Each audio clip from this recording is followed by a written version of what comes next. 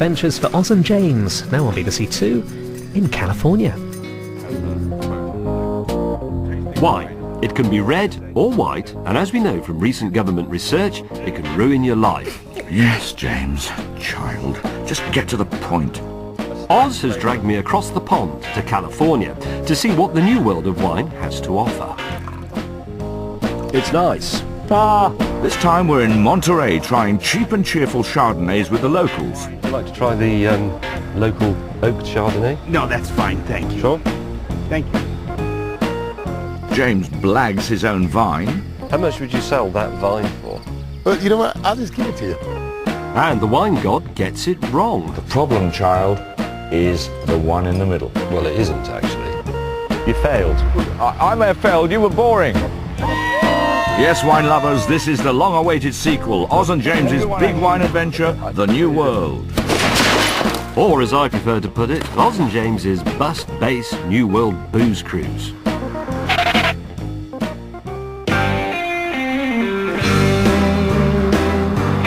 It's been 2 weeks since we pooled our pocket money and hired this ratty old bus. I've made Oz his breakfast.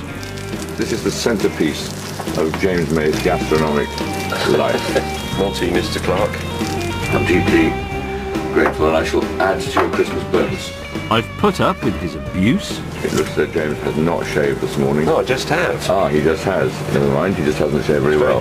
And his irritating habits.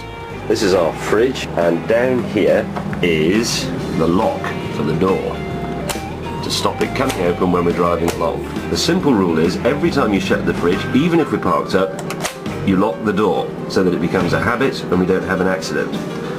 Only one person on the earth can't grasp this, and it is Oz Clark.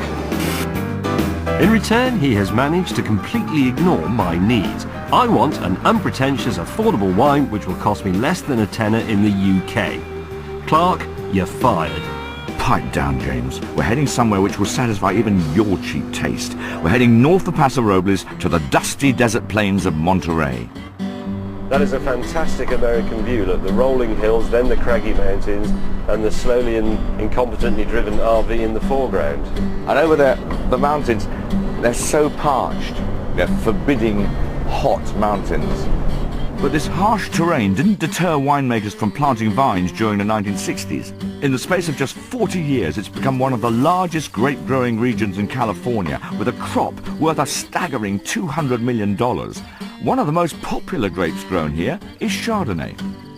Just think of that. A whole region of America is devoted to fueling the British hen party industry. It's grown here, and it ends up on the pavement outside your house. Well, hang on. This grape's got such a bad rap, but when it's done properly, it produces zesty, bright, refreshing wines, and that's what we're after. You'll be pleased to know Take a bit of cut that we've got about a there. fifth of the way up our map. That means lots more wine to drink. We're heading to the Delicato vineyard, a family business on a grand scale. This narrow gateway is the gateway into the biggest vineyard in the world. Now, mechanization, you're going to like this. It's so big, they've actually got picking machines which actually pick 2 rows at a time. Otherwise it would take about a month to pick a row of vines. There are rows of vines in this vineyard that are 11 miles long, and you're not listening. That's because I'm trying not to crash the bloody bus. This is what's known as a wide-angle shot. The gate is smaller than it looks. There are 7 different varieties of grapes grown here over an area of 55 square miles, with Chardonnay being the most planted white grape. It's run by Bill Petrovich and his Australian winemaking sidekick, James Hewitt. I mean, to use the English expression, this is chuffing massive. I think it's fair enough. It just goes on for thousands of miles in all directions. How many vines are there on your vineyard? Just under 5 million. 5 million separate vines. Yes. How many cases of wine? Just under 3 million cases. I mean, Wow. yeah, under 3 million cases just under 3 would million. be 36 million bottles of wine. 36 million bottles of wine coming out of this vineyard. Yes. How much There are is some this? countries which don't produce that much. Well, England, for example. England, obviously. How much is your wine typically? Generally £6.99 to £10 is generally where we're From at. this vineyard, we've From got this vin- £6.99 wine. Mm-hmm. James, I told you I'd find you some. I'm very happy. So this is, we are in the, what would you call this? The heartland of the affordable but decent wine. Yeah. That, I think, if I'm right here... Assuming we like it. Yeah, exactly. We haven't tried it yet. The interesting thing about winemaking is that unless you're harvesting, there's nothing to do. So in their spare time, these bone-idle vintners go fishing in this chuffing big lake. Had a huge great white on the end of it and he just cut it off. Yeah. Despicable. I'm useless at this. Fortunately, it's well known that one should have white wine with fishing. First, a Pinot Grigio. It's a very light wine. In terms of But- labelling, Pleasant. if it says Pinot Grigio, it'll be light normally. If it says Pinot Gris, which is the French way of saying the same grape, it'll be fuller in flavour. Now, that's a wine fact. Fuller in flavour, huh? Well, whoever wrote the label for this one was certainly full of something. Loredana Pinot Grigio from Monterey. Everyone remembers their first love. That spring, we fell in love when the grapevines were flourishing and the flowers were blooming. We dined, we danced, we laughed. My lady flower, my first love, Loredana. You bunch of Jessies. When did you come up with that? Who wrote that? Have to be an Australian.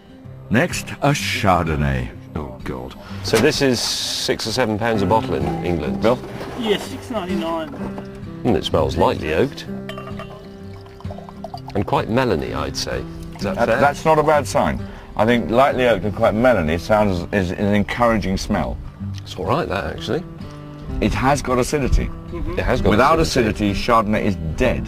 And it's not too woody either. And a lot of the commercial Chardonnays that we see from California in Britain, just they're too sweet, the acidity's not high enough, they're a pointless drink. It's a good Chardonnay sort of colour as well. What, whitish? Yeah. Yeah, thank you. It's a The very expert will drinkable tell you drink. all about it. This is a It's good whitish, drinking wine. it won't stain your shirt. Yes. I'm very happy with that.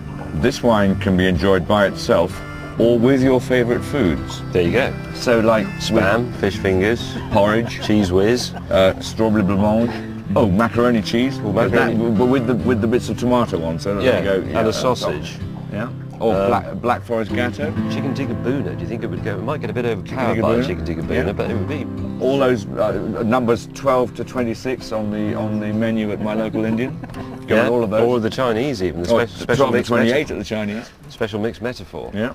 I feel a sort of mild sense of satisfaction because I found James an affordable, attractive Chardonnay you can get in the UK. I don't pretend he likes it as much as my posh friend's stuff at $50. He doesn't. But he's so determined to get one. Well, James, you got one, so shut up. You've done well, Mr. Clark, and I have a reward lined up. This enormous vineyard comes complete with its own airstrip. And when they have some more downtime, the workers indulge in another all-American pastime. I like the look of this. Drag racing in classic V8 muscle cars with an even bigger drink problem than Oz Clark. It's very funny and very tenuous. Let's just get it over with. Choose your weapons. I can have anything. Anything. I'm strapping myself into a 530 horsepower 1960s Chevrolet Chevelle, while Oz will be riding shotgun in a 503 horsepower Chevrolet Camaro.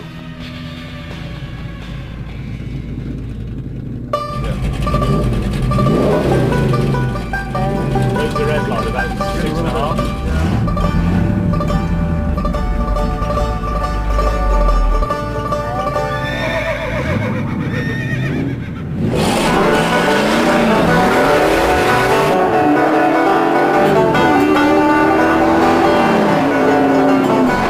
Only a simpleton could possibly get any pleasure out of this futile activity.